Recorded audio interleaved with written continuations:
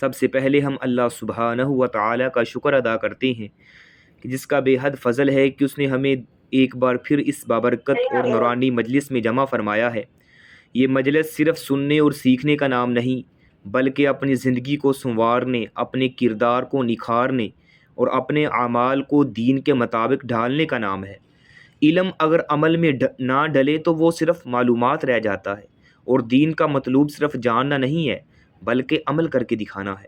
اور حقیقت یہ ہے کہ آپ سب خوش قسمت ہیں کہ اللہ تعالیٰ نے آپ کو اپنے دین کے سیکھنے کے لیے منتخب فرمایا ہے، آپ کو یہ توفیق دی ہے کہ آپ علم کی طلب میں یہاں بیٹھے ہیں۔ تو یہ ہر ایک کو نصیب نہیں ہوتا، بلکہ جس پر اللہ کا خاص فضل ہو اس کے دل میں دین کی طلب جو ہے وہ ڈالی جاتی ہے۔ تو اللہ تعالیٰ سے دعا ہے کہ وہ ہمارے اس بیٹھنے، سننے اور سیکھنے کو قبول و منظور فرمائے، اور ہمیں اس علم پر اخلاص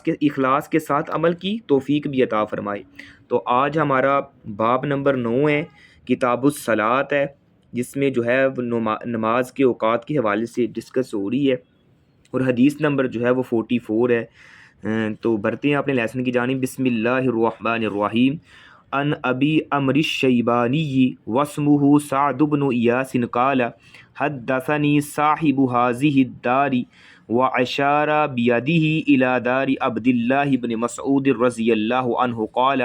سألت رسول اللہ صلی اللہ علیہ وسلم ای الاعمال احب الى اللہ عز وجل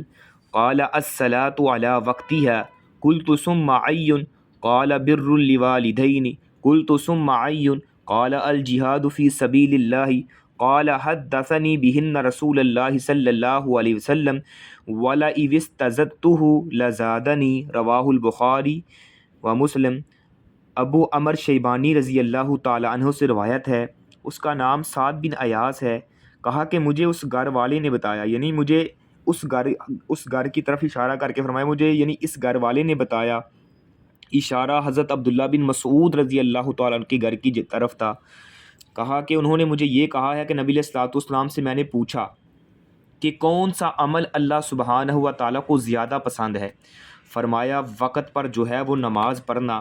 میں نے پھر پوچھا، یعنی پھر سوال کیا، پھر کون سا ہے؟ انہوں نے فرمایا کہ والدین کے ساتھ حسن سلوک کرنا۔ پھر میں نے آپ علیہ الصلوۃ والسلام سے سوال کیا اس کے بعد کون سا عمل افضل ہے؟ فرمایا اللہ کی راہ میں جہاد کرنا۔ کہا کہ مجھے رسول اللہ صلی اللہ علیہ وسلم نے باتیں بتائیں، اور اگر میں آپ سے زیادہ دریافت کرتا تو آپ مجھے زیادہ چیزیں بھی بتاتے۔ اس حدیث کا مفہوم اگر دیکھا جائے، حضرت عبداللہ بن مسعود نے نبی علیہ الصلوۃ والسلام سے درجہ بدرجہ اللہ تعالیٰ کے پسندیدہ اعمال کے بارے میں دریافت کیا، سوال کیا، تو آپ نے ترتیب وار ارشاد فرمایا اہل ایمان کا وقت پر نماز پڑھنا اللہ تعالیٰ کو سب سے زیادہ پسند ہے، اور پھر والدین کے ساتھ حسن سلوک سے پیش آنا، اور پھر اللہ کی راہ میں جہاد کرنا۔ تو حضرت عبداللہ بن مسعود فرماتے ہیں کہ میں نبی کریم صلی اللہ علیہ وسلم سے میں نے جب سوال کرتا گیا تو آپ جواب بھی ساتھ ساتھ دیتے گئے، تو میں نے سوال ہی اتنے کیے تھے، ہاں اگر میں زیادہ سوال کرتا تو آپ علیہ الصلوۃ والسلام مجھے زیادہ بھی جوابات یعنی دے دیتے۔ تو اس حدیث سے یہ احکام نکل رہے ہیں کہ وقت پر نماز پڑھنا اللہ کے ہاں سب سے زیادہ پسندیدہ عمل ہے، یعنی الصلاۃ لوقتہا، وقت پر نماز ادا کرنا یہ سب سے افضل عمل ہے۔ آج ہم لوگ جو ہیں وہ سستی اور کاہلی کر جاتے ہیں، نماز کے معاملے میں سستی کر جاتے ہیں، تو جب نماز کا ٹائم ہو جائے، وقت ہو جائے، تو اس کو نماز کو یعنی تاخیر نہیں کرنی چاہیے نماز کو ادا کرنے میں، تو اس کے وقت پر جو ہے نماز کو ادا کرنا چاہیے۔ ایک تو یہ چیز، اور دوسری چیز کہ والدین کے ساتھ حسن سلوک سے پیش آنا، یہ بھی اللہ تعالیٰ کو پسند ہے۔ آپ علیہ الصلوۃ والسلام نے فرمایا نماز کے بعد جو ہے وہ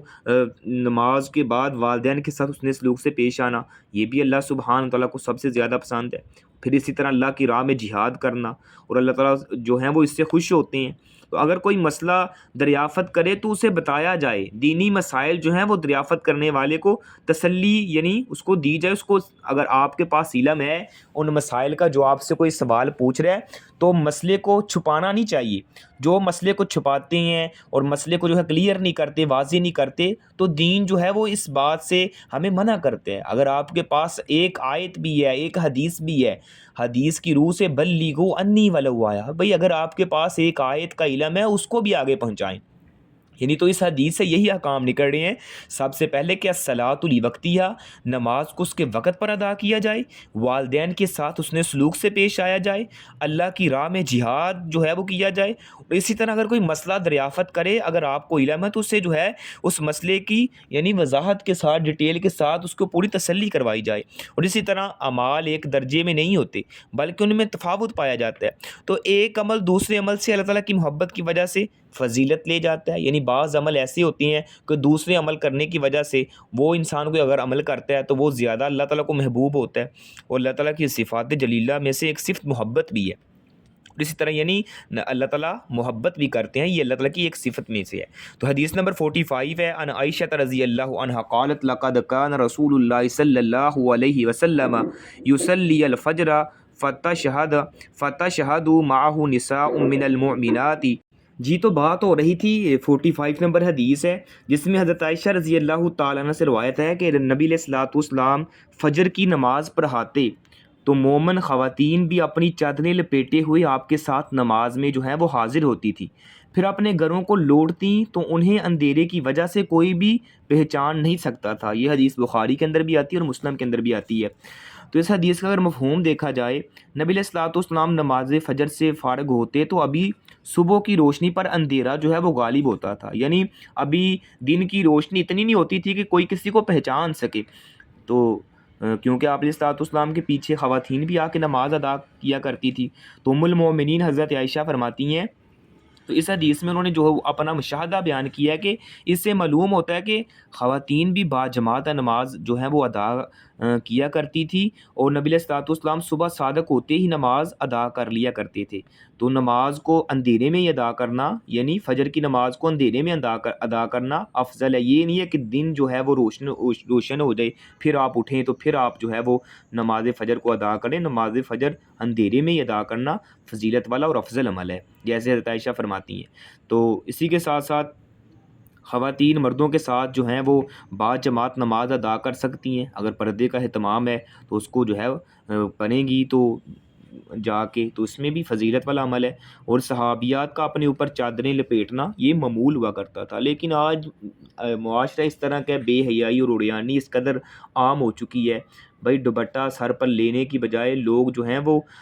اس طرح کا لباس پہنتے جا رہے ہیں، لوگوں کی مشابت اور ایسے ایکٹرز اور اس طرح کے لوگوں کو اپنا آئیڈیل بنا رہے ہیں۔ نبی علیہ الصلوۃ والسلام کی حدیث ہے، من تشبہ بقوم فہو منہم، جو کسی کی مشابت اختیار کرے گا قیامت کے دن انہی لوگوں کے ساتھ اٹھایا جائے گا۔ تو لہٰذا اپنے جسم کی حفاظت کریں، اپنے جسم کو جو ہے وہ پردے میں رکھیں، یعنی صحابیات کا عمل دیکھیں، وہ پردے میں رہ کر اور اس وقت اندھیرے میں جو ہے وہ نماز کو ادا کیا کرتی تھی، فجر کی نماز خصوصاً۔ اسی طرح حدیث نمبر 46 ہے، ان جابر بن عبداللہ رضی اللہ عنہما قال کان نبی صلی اللہ علیہ وسلم یصلی الظہر بالحاجر والعصر والشمس نقیۃ والمغرب اذا وجبت والعشاء احیانا واحیانا اذا رآہم اجتمعوا عجل واذا رآہم ابطاؤ اخر والصبح کان نبی صلی اللہ علیہ وسلم یصلیھا بغلس۔ حضرت جابر بن عبداللہ سے روایت ہے کہ نبی کریم صلی اللہ علیہ وآلہ وسلم ظہر کی نماز زوال ہوتے ہی پڑھ لیا کرتے تھے، عصر کی نماز پڑھتے جب سورج ابھی صاف چمکتا ہوتا، مغرب کی نماز پڑھتے جب سورج غروب ہو جاتا، اور عشاء کی نماز کبھی جلدی اور کبھی دیر سے پڑھتے، جب دیکھتے کہ لوگ جمع ہو گئے ہیں تو جلدی پڑھ لیتے، جب دیکھتے کہ لوگوں نے تاخیر کر دی ہے تو آپ بھی نماز میں تاخیر کر دیتے، اور نبی کریم صلی اللہ علیہ وسلم صبح کی نماز اندھیرے میں پڑھ لیا کرتے تھے۔ اس حدیث کا مفہوم یہ ہے کہ نمازوں کے اوقات میں نبی کریم صلی اللہ علیہ وسلم کا معمول یہ تھا کہ آپ ظہر کی نماز زوال ہوتے ہی اول وقت میں ادا کر لیا کرتے، یعنی جب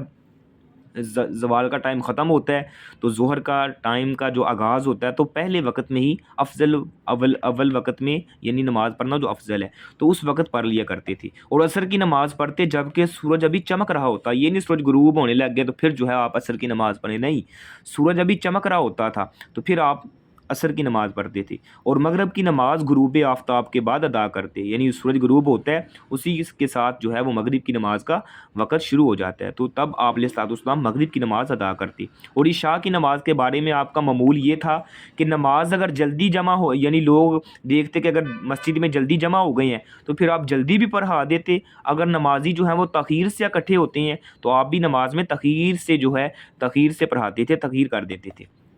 تو اس حدیث سے یہ احکام نکل رہے ہیں کہ عشاء کے علاوہ دوسری نمازیں جو ہیں وہ اول وقت میں پڑھنا افضل عمل ہے، یعنی اول وقت میں ان کو بے جا اور بغیر کسی عذر کے جو ہے وہ نمازوں کو تاخیر نہیں کرنا چاہیے، بلکہ صحابہ کرام کا معمول ہوا کرتا تھا کہ نمازوں کو افضل وقت میں اور نبی علیہ الصلوۃ والسلام کے ساتھ با جماعت نماز کا اہتمام کیا کرتے تھے، اور با جماعت نماز کی فضیلت بھی بہت زیادہ ہے۔ اگر کوئی ایک انسان جو ہے وہ اکیلے نماز پڑھتا ہے تو ایک جو وہ ہے بھائی جو نماز کو با جماعت ادا کرتا ہے اس کو 25 گنا 27 گنا زیادہ ثواب ملتا ہے، اور اس لیے اول وقت میں نماز پڑھنا یہ افضل ہے۔ یہ نہیں ہے کہ آپ پہلے اپنے کاموں میں لگے رہیں اور بعد میں جب دیکھیں کہ نماز کا ٹائم فوت ہونے لگا، ختم ہونے لگا، پھر آپ نماز کا اہتمام کریں۔ نہیں بھائی، سارے کام چھوڑیں، پہلے نماز کو ادا کریں۔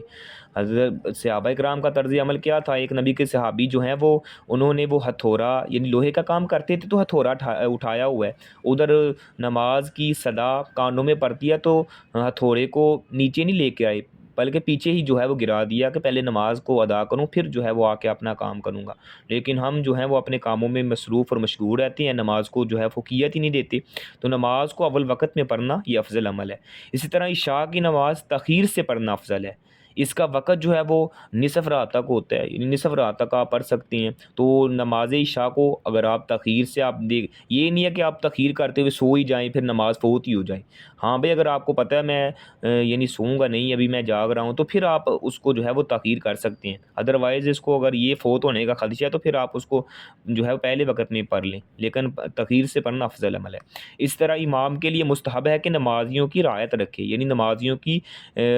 اپنے مقتدیوں کی رعایت رکھے، ان کو دیکھے بھئی اگر وہ جلدی آتی ہیں تو پھر جلدی ان کا اہتمام کرے، اگر لیٹ سے آتی ہیں تو پھر لیٹ بھی کر لے۔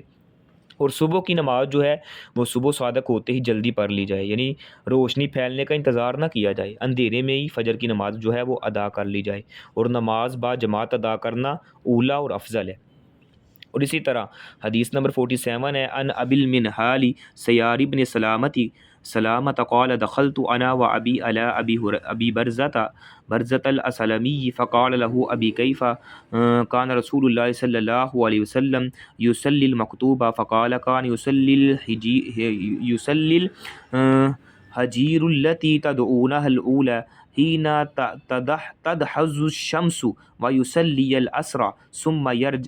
يرجع أحدنا إلى رحله في أقصى المدينة والشمس حية ونسيت ما قال في المغرب وكان يستحب أن يؤخر من العشاء التي تدعونها الأتمة وكان يكره النوم قبلها والحديث بعدها وَكَانَ يَنْفَتِلُ مِنْ صَلَاةِ الْغَدَاةِ حِينَ يَعْرِفُ الرَّجُلُ جَلِيسَهُ وَكَانَ يَقْرَأُ بِالسِّتِّينَ إِلَى الْمِئَةِ رواہ البخاری و مسلم۔ ابو المنہال سیار بن سلامہ سے روایت ہے کہ کہا کہ میں اور میرے ابا جان ابو برزہ ارسلمی کے پاس آئے، ان سے میرے ابا جان نے کہا کہ نبی علیہ الصلوۃ والسلام فرضی نماز کب پڑھا کرتے تھے، یعنی سوال کیا، تو انہوں نے فرمایا آپ ظہر کی نماز پڑھتے تھے جس کو تم اولیٰ کے نام سے پکارتے ہو، جبکہ سورج جو ہے وہ ڈھل جاتا اور عصر کی نماز پڑھتے، پھر ہم میں سے ایک مدینے کے ایک کونے پر واقع اپنے گھر واپس لوٹتا اور سورج جو ہے وہ یعنی ابھی زندہ ہوتا، اور میں بھول گیا کہ انہوں نے مغرب کے بارے میں کیا کہا، اور آپ پسند کرتے تھے کہ عشاء کی نماز کو مؤخر کر دے جس کو تم اتما کے نام سے پکارتے ہو، تو آپ عشاء سے پہلے سونے اور اس کے بعد باتیں کرنے کو بھی ناپسند کیا کرتے تھے۔ آپ صبح کی نماز سے پلٹتے جبکہ ایک شخص ہم نشین کو پہچان سکتا تھا، آپ صبح کی نماز میں 60 سے 100 تک آیات پڑھا کرتے تھے۔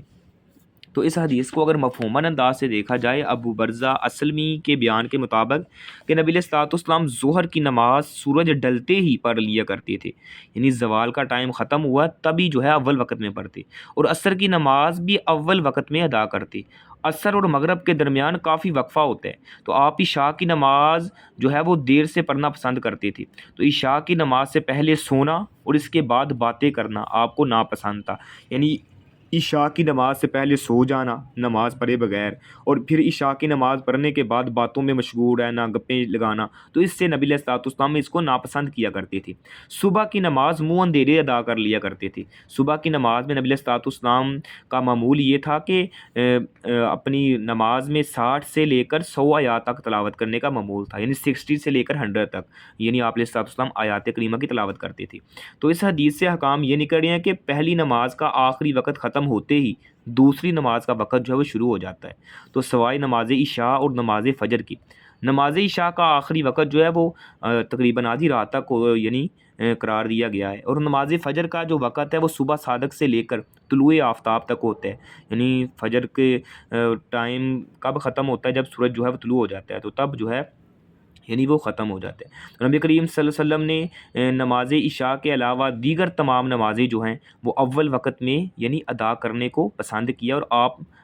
اول وقت میں ہی ادا کر لیا کرتے تھے۔ تو عشاء کی تاخیر سے پڑھنا جو ہے وہ افضل ہے، اور اسی طرح عشاء کی نماز سے پہلے سونا اور بعد میں دنیاوی باتیں کرنا یہ بھی ناپسندیدہ عمل ہے، یعنی عشاء کی نماز سے پہلے سونا اور اس کے بعد پھر عشاء کی نماز کے بعد دنیاوی باتیں کرنا، اس سے بھی جو ہے وہ منع کیا گیا ہے۔ بعض علماء کہتے ہیں کہ اگر آپ دینی حوالے سے کوئی بات چیت کرتے ہیں عشاء کی نماز کے بعد، یعنی اسلامی پوائنٹ آف ویو سے، تو پھر وہ ٹھیک ہے، ادروائز دنیاوی باتیں ہیں تو پھر ان سے جو ہے وہ منع کیا گیا ہے۔ اور اسی طرح نماز فجر صبح کے اندھیرے میں ادا کر لینی چاہیے۔ تو صبح کی نماز میں 60 سے لے کر 100 تک آیات پڑھنا مسنون ہے۔ تو صبح کی نماز میں لمبی تلاوت جو ہے یہ افضل عمل ہے، یعنی صبح کی نماز میں زیادہ سے زیادہ قرآن کی تلاوت قرأت کریں تو اس میں زیادہ فضیلت ہے۔ اس طرح حدیث نمبر 48 ہے، ان علی رضی اللہ عنہ ان النبی صلی اللہ علیہ وسلم قال یوم الخندق ملأ اللہ قبورہم وبیوتہم نارا کما شغلونا عن الصلاة الوسطى حتى غابت الشمس، وفی لفظ لمسلم شغلونا عن الصلاة الوسطى صلاة العصر ثم صلى بین المغرب والعشاء، وله عن عبد الله بن مسعود قال حبس المشركون رسول الله صلی اللہ علیہ وسلم عن صلاة العصر حتى احمرت الشمس واصفرت، فقال رسول اللہ صلی اللہ علیہ وسلم شغلونا عن الصلاة الوسطى صلاة العصر ملأ اللہ اجوافهم وقبورهم نارا، او قال حشى اللہ اجوافهم وقبورهم نارا۔ حضرت علی رضی اللہ تعالیٰ عنہ سے روایت ہے کہ نبی کریم صلی اللہ علیہ وسلم نے خندق کے دن یعنی خندق کے یعنی جنگ کے موقع پر ایک دن ارشاد فرمایا کہ اللہ تعالیٰ ان کی قبروں اور گھروں کو آگ سے بھر دے، جیسا کہ انہوں نے ہمیں نماز عصر سے روکے رکھا ہے یہاں تک کہ سورج جو ہے وہ غروب ہو گیا ہے۔ مسلم کی روایت میں ہے کہ انہوں نے نماز وسطیٰ یعنی نماز عصر سے روکے رکھا ہے، پھر اسے مغرب اور عشاء کے درمیان پڑھا۔ اور صحیح مسلم میں ہے کہ حضرت عبداللہ بن مسعود سے روایت ہے، فرمایا کہ مشرکین نے نبی علیہ الصلوۃ والسلام کو عصر کی نماز سے روکے رکھا یہاں تک کہ سورج کا رنگ جو ہے وہ سرخ یا زرد ہو گیا۔ نبی علیہ الصلوۃ والسلام نے ارشاد فرمایا کہ انہوں نے ہمیں نماز وسطیٰ یعنی نماز عصر سے روک دی ہے، اللہ ان کے پیٹ اور قبریں آگ سے بھر دے، یا مالا کی جگہ حاشا کے الفاظ بیان کیے۔ تو اس حدیث کا مفہوم یہ ہے کہ غزوہ خندق کے موقع پر ایک روز مشرکین کے حملے کی وجہ سے نبی علیہ الصلوۃ والسلام اور آپ کے صحابہ دفاعی مصروفیات کی وجہ سے عصر کی جو نماز جو ہے وہ وقت پر ادا نہ کر سکے، تو یہ نماز آپ نے مغرب اور عشاء کی نماز کے درمیان ادا کی۔ تو آپ کو اس بات کا دلی صدمہ ہوا، یعنی نبی علیہ الصلوۃ والسلام کو صدمہ ہوتا ہے نماز چھوٹ گئی، لیکن آج ہمیں جو ہے وہ کوئی فرق ہی نہیں پڑتا۔ تو جس کی وجہ سے آپ نے مشرکین کے خلاف بد دعا کرتے ہوئے کہا اللہ تعالیٰ ان کے پیٹ، گھر اور قبریں آگ سے بھر دے، ان کم بختوں نے ہمیں نماز عصر سے جو ہے وہ روکے رکھا ہے۔ تو نماز وسطیٰ سے مراد جو ہے وہ نماز عصر ہے، اور اس کی بڑی تاکید کی گئی ہے قرآن مجید میں، حافظوا علی الصلاۃ والصلاۃ الوسطیٰ وقوموا للہ قانتین، یعنی اپنی نمازوں کی حفاظت کرو اور خصوصاً درمیانی نماز کی یعنی عصر کی نماز کی جو ہے حفاظت کرو، یعنی عصر کی نماز کی بڑی فضیلت ہے۔ ایک حدیث میں آتا ہے نبی علیہ الصلوۃ والسلام نے فرمایا جس نے جان بوجھ کر نماز عصر کو چھوڑا اس کا گھر بار، اہل و عیال، تمام مال جو ہے وہ تباہ و برباد ہو جائے، جو جان بوجھ کر عصر کی نماز چھوڑتا ہے۔ یعنی کتنی جو ہے وعید آئی ہے حدیث کے اندر کہ جس نے جان بوجھ کر عصر کی نماز چھوڑی اس کا گھر بال، اہل و عیال سب کچھ تباہ و برباد ہو جائے۔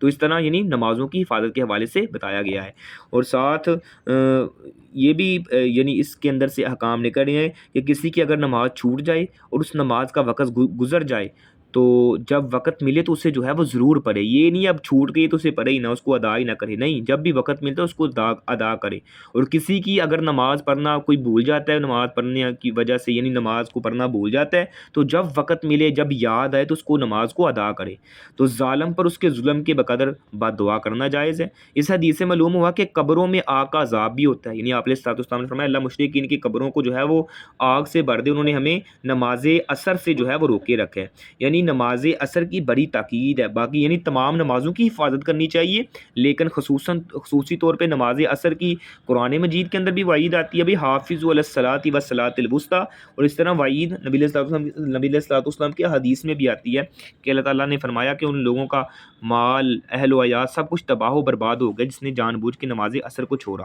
حدیث نمبر 49 ہے، ان عبداللہ بن عباس رضی اللہ عنہما قال آتم النبی صلی اللہ علیہ وسلم بالعشاء فخرج عمر فقال الصلاۃ یا رسول اللہ، ورقد النساء والصبیان فخرج ورعسه یقطر یقول لولا ان اشق علی امتی او علی الناس لامرتهم بهذه الصلاۃ هذه الساعة۔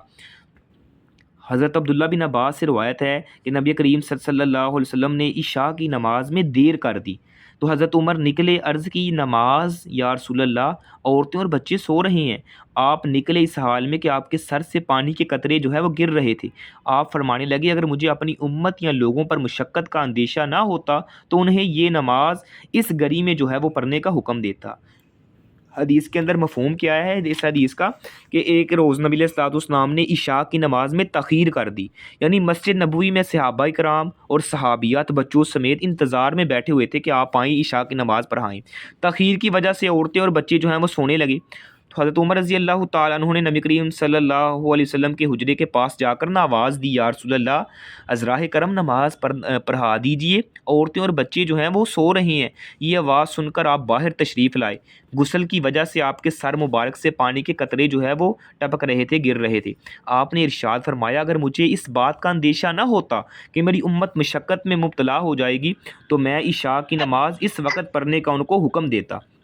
تو اس حدیث سے کیا احکام نکل رہے ہیں؟ عشاء کی نماز جو ہے وہ تاخیر سے پڑھنا افضل عمل ہے۔ ہاں اگر حالات کا تقاضا ہو تو بسا اوقات افضل کی بجائے مفضول عمل کو اختیار بھی کیا جا سکتا ہے۔ تو نبی کریم صلی اللہ علیہ وسلم اپنی امت کے حق میں بڑے ہمدرد اور شفیق اور رحم دل تھے، اور اسی طرح صحابیات بچوں سمیت نماز ادا کرنے کے لیے مسجد نبوی میں تشریف لے جایا کرتی تھی۔ ہاں اگر ضرورت محسوس ہو تو چھوٹا بڑے کو، شاگرد اور استاد کو، اور مریض اپنے بزرگ کو توجہ دلا سکتا ہے، جیسے حضرت عمر رضی اللہ تعالیٰ عنہ کے عمل سے ثابت ہے۔ یعنی اگر کوئی آپ دیکھ رہے ہیں کوئی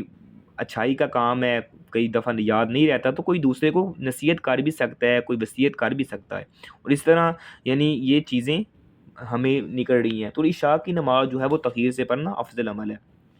اور یعنی صحابیات کا اور بچوں کا شوق و ذوق دیکھیں، یعنی مسجد میں جا کے نماز کا اہتمام کیا کرتے تھے۔ آج ہمارے بچوں کو ہماری مائیں، ہماری بہنیں اس طرح جو ہے وہ ترغیب ہی نہیں دلاتی نماز پڑھنے کا یا مسجد میں جانے کا۔ اگر ہمارے بچے اسکول نہ جائیں تو ہم کیا کرتے ہیں، بھئی آپ کو کھانا نہیں ملے گا، آپ کو جو ہے وہ آج خرچہ نہیں ملے گا، آپ نے اسکول سے چھٹی کیوں کی ہے، اور ڈانٹ ڈپٹ کے اس کو ان کی پٹائی کر کے اسپیشل جو ہے وہ گاڑی تک چھوڑ کے آتی ہیں۔ کبھی کسی نے نماز کے لیے مسجد تک چھوڑ کے آیا اپنی اولاد کو یا اپنی بچوں کو، بھئی جا کے نماز ادا کر کے جائیں؟ اللہ ماشاء اللہ کوئی ہے، صرف کہہ ہی دیتے ہیں، اس حد تک کوئی نہیں جاتا۔ یعنی بچوں کو اسکول چھوڑنے کی بات آئے تو اسپیشل وین تک چھوڑ کے آتے ہیں، لیکن جب نماز پڑھنے کی بات آتی ہے تو پھر ہمارے سر پہ جوں تک نہیں رینگتی۔ بھئی ان کو پر کیوں نہیں سختی کرتے، ان کو کیوں نہیں کہتے یہ ابھی سے آپ نے یہ آپ دنیاوی تعلیم کے لیے اتنی یعنی تگ و دو اور کوشش اور سٹرگل کرتے ہیں تو دینی معاملے میں کیوں نہیں کرتے بھائی؟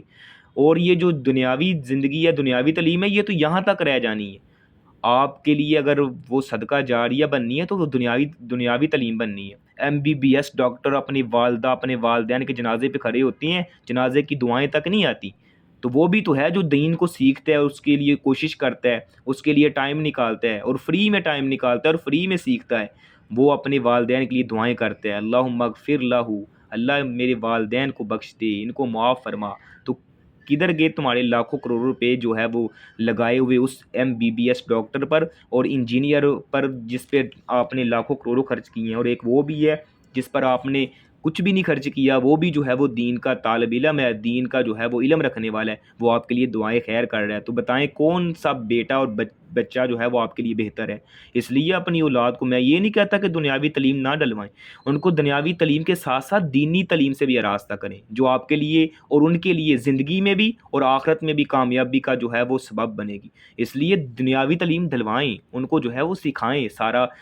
یعنی معاشرے کے ساتھ جوڑیں، معاشیات کمانے کا ہنر سکھائیں، لیکن ساتھ ساتھ دین کو بھی سکھلائیں۔ بلکہ محدثین اور صحابیات کا طرز عمل تھا، وہ کہتے تھے کہ اپنے بچوں کو قرآن سکھا دو، قرآن ان کو خود تم جو ہے وہ جہان سکھا دے گا، یعنی قرآن تم اپنے بچوں کو سکھا دو، قرآن خود ان کو جہان سکھا دے گا۔ تو جہان میں ساری چیزیں آ جاتی ہیں، اس میں جو ہے وہ کاروبار بھی آ جاتا ہے، رزق بھی آ جاتا ہے، مال ہر چیز آ جاتی ہے۔ تو اس لیے کوشش کیا کریں بھائی اپنی اولاد کو جو ہے وہ کوشش کر کے اور ڈانٹ ڈپٹ کر کے جو ہے وہ نمازی بنائیں، دین کو سکھلائیں۔ اللہ عمل کرنے کی توفیق عطا فرمائے۔ حدیث نمبر 50 عن عائشہ رضی اللہ عنہا عن النبی صلی اللہ علیہ وسلم قال اذا اقیمت الصلاۃ وحضر العشاء فابدعوا بالعشاء وعن ابن عمر نحوہ۔ حضرت عائشہ رضی اللہ تعالیٰ عنہ سے روایت ہے کہ نبی کریم صلی اللہ علیہ وسلم نے ارشاد فرمایا، جب نماز کے لیے اقامت کہہ دی جائے اور شام کا کھانا آ جائے تو پہلے کھانا کھاؤ۔ یعنی حدیث کا مفہوم کیا ہے کہ نماز میں اصل مطلوب وہ کیا چیز ہوتی ہے؟ خشوع اور خضوع ہوتا ہے۔ اگر نماز کے وقت کھانا تیار ہو نا اور بھوک بھی لگی ہو تو پھر بہتر یہ ہے کہ پہلے کھانا کھایا جائے، بعد میں نماز ادا کی جائے، تاکہ خشوع اور خضوع میں فرق نہ آئے۔ تو نماز کا وقت ہو جائے، کھانا پینا تیار ہو اور طبیعت بھی تقاضا کرتی ہے کہ بہتر ہے ابھی پہلے کھا پی لیا جائے اور پھر تسلی سے نماز پڑھی جائے۔ اور دوسرا یعنی یہ بھی اس حدیث سے پوائنٹ نکل رہا ہے کہ نماز کے اندر خشوع اور خضوع جو ہے وہ عاجزی مطلوب ہوتی ہے، اور یہ نماز کی روح ہے، تاکہ مناجات باری تعالیٰ کے وقت دل حاضر ہو اور صحیح توجہ سے عبادت جو ہے وہ بجا لائی جائے۔ تو نماز کے لیے اقامت کہنا بھی جو ہے وہ یہ بھی ثابت ہو رہا ہے، یعنی جب آپ سمجھتے ہیں کہ بھوک لگی ہے، ادھر سے نماز کا ٹائم بھی ہو گیا ہے، اقامت بھی کہہ دی گئی ہے، ادھر سامنے کھانا بھی آ گیا ہے، پک کے تیار ہو گیا ہے، تو پھر آپ پہلے کھانا کھائیں، پھر جو ہے وہ آپ نماز ادا کریں۔ یعنی پھر یہ اگر ایسا نہیں کریں گے، پھر نماز کے دوران آپ کو جو ہے وہ دھیان اور آپ کا سوچ جو ہے وہ کھانے کی طرف رہے گی، تو نماز میں خشوع خضوع باقی نہیں رہے گا۔ حدیث نمبر 51 ہے والی مسلم عن عائشہ رضی اللہ عنہ قالت سمعت رسول اللہ صلی اللہ علیہ وسلم یقول لا صلاة بحضرت الطعام ولا وهو يدافعه الاخبثان، رواہ مسلم۔ صحیح مسلم میں حضرت عائشہ رضی اللہ تعالیٰ عنہ سے مروی ہے، فرماتی ہیں کہ میں نے نبی علیہ الصلوۃ والسلام سے سنا، آپ فرماتے ہیں کہ کھانے کی موجودگی میں نماز نہیں ہوتی، اور نہ ہی اس وقت جب بولو براز اسے باہر جانے کے لیے دھکیل رہا ہو۔ تو نبی کریم صلی اللہ علیہ وسلم نے کھانے پینے کی موجودگی میں نا نماز پڑھنے سے پہلے کھانے پینے کو ترجیح دی ہے۔ اور اس طرح اگر یعنی انسان کو پیشاب پخانہ آیا ہوا ہے تو وہ کیا کرے بھئی، پہلے جو ہے وہ اپنی حاجت سے فارغ ہو، پھر جو ہے وہ نماز پڑھے، اور اسی کی تلقین کی گئی ہے تاکہ نماز جو ہے وہ کامل توجہ سے ادا کی جائے۔ اور دیکھیں دین کتنا آسان ہے، دین کے اندر سختی نہیں ہے۔ اگر آپ کو بھوک لگی ہے، کھانا پک کے تیار ہے، ادھر نماز کا ٹائم بھی ہو گیا، پہلے آپ جو ہے وہ کھانا کھائیں، پھر نماز کو ادا کریں۔ اگر آپ کو پیشاب پخانہ آیا تو پہلے اپنی حاجت سے فارغ ہوں، پھر جو ہے وہ نماز کا اہتمام کریں۔ کتنا جو ہے وہ پیارا دین ہے۔ تو بھوک لگی ہوئی ہو تو کھانا موجود ہو، نماز کا وقت ہو جائے، پہلے کھانے پینے سے فارغ ہوں، پھر نماز ادا کریں۔ بولو براز کی حاجت ہو، نماز کے لیے اقامت کہہ بھی دی گئی ہو، تو پہلے قضائے حاجت سے فارغ ہو، پھر نماز پڑھی جائے۔ نماز میں جو ہے وہ خشوع اور خضوع کو پیش نظر رکھا جاتا ہے۔ اگر خشوع خضوع نہیں ہے تو پھر جو ہے وہ نماز کس چیز کی ہے؟ نماز میں خشوع خضوع جو ہے وہ درکار ہوتا ہے۔ تو نمازی کو چاہیے جس چیز کے نماز میں خلل انداز جو ہونے کا وہ اندیشہ ہو تو اسے پہلے دور کر دیا جائے۔ بھوک پیاس اور بولو براز نماز کو مؤخر کرنے کے سلسلے میں شرعی عذر جو ہیں وہ تصور کیے جاتے ہیں، تو ان چیزوں کا خاص خیال رکھا جائے۔ تو یہ جو باب 9 تھا جس میں جو ہے یہ آج ہم نے چند احادیث پڑھی ہیں، تو اگر ان کو مجموعی لحاظ سے دیکھا جائے، ان سے یہ ہمیں سبق مل رہا ہے کہ کتاب و استاد کس باب میں وارد ہونے والی یہ تمام جو احادیث ہیں وہ اس حقیقت کو واضح کرتی ہیں کہ نماز صرف افعال کا مجموعہ نہیں ہے، بلکہ ایک منضبط عبادت ہے، متوازن نظام ہے، اور رب سے تعلق کی یعنی باضابطہ صورت بھی ہے۔ نبی کریم صلی اللہ علیہ وسلم نے نماز کو نہ صرف فضیلت کے اعتبار سے بلند مقام عطا فرمایا بلکہ اس کی ادائیگی کو وقت، کیفیت اور انسانی احوال کے ساتھ جوڑ کر ایک جو ہے وہ کامل نمونہ بھی پیش کیا ہے۔ تو حضرت عبداللہ بن مسعود کی روایت اس اصول کی بنیاد فراہم کرتی ہے کہ اعمال کی فضیلت کا مدار جو ہے وہ صرف کثرت پر نہیں ہے بلکہ ادائی عبادت فی وقتیہا پر ہے،